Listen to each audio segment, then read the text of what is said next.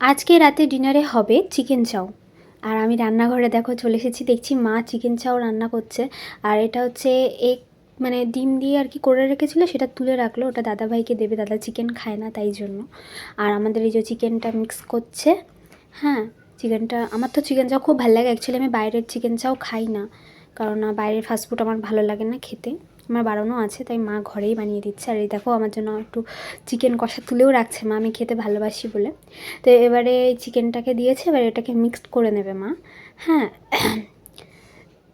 তো তোমাদের কার কার এই চিকেন চাও খেতে ভালো লাগে অবশ্যই সেটা কমেন্টে বলো। হোমমেড চিকেন চাও, আমি তো হোমমেড চিকেন চাও মানে হোমমেড যে কোনো চাইনিজ খাবার বলো যে কিছু, আমার হোমমেডই ভালো লাগে।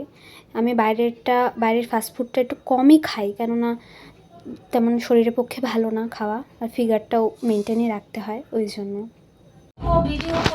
সেই যে চাউমিন দেখো হয়ে গেছে, চিকেন চাওটা। আর এই যে খাওয়ার জন্য তস হয়েছে না, একবারে জিক লক লক লক করছে।